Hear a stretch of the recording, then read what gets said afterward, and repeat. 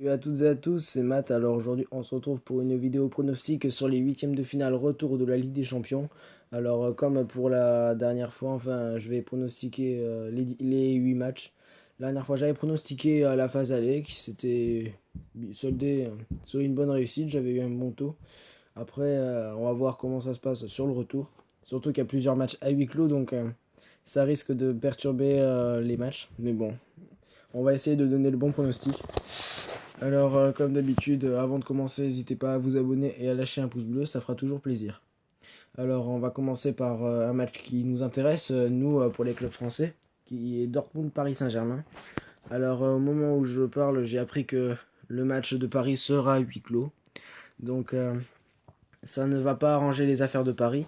Après, il n'y aura pas non plus de fans de Dortmund, donc c'est du 50-50, quoi. Mais je pense que quand même l'effectif parisien est meilleur que celui de Dortmund.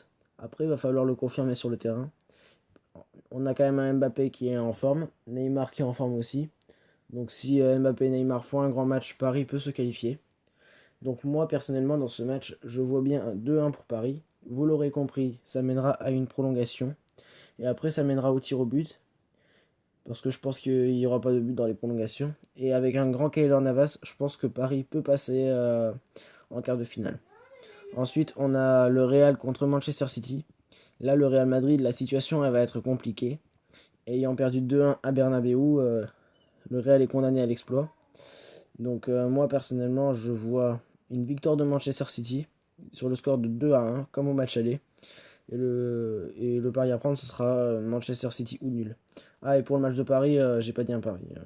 Excusez-moi, le match de Paris, je dirais Paris Saint-Germain ou nul. Et je pense que ça passera. Je pense quand même pas que Dortmund battra Paris au retour. Vu que Paris, contrairement à l'année dernière, ne doit pas gérer le score, ils doivent le remonter. Bon, voilà, maintenant je passe à Atalanta Bergame contre Valence. Alors ce match est également à huis clos. Donc moi personnellement, l'Atalanta qui a gagné 4-1 sur son terrain contre la Valence a pris une sérieuse option sur la qualification. Après, attention à Valence, quoi, parce que ils ont quand même eu des occasions. Ils auraient mérité de marquer plus d'une fois.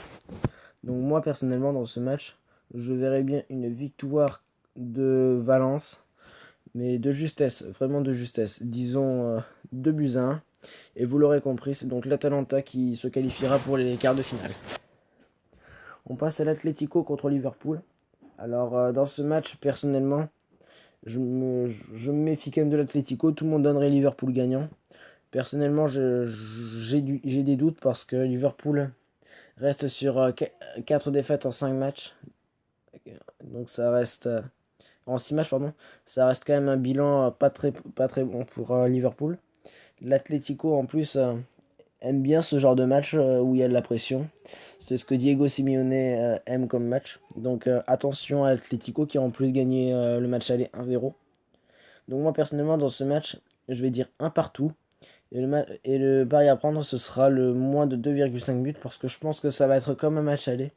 Un match assez fermé où il n'y aura pas beaucoup d'occasions.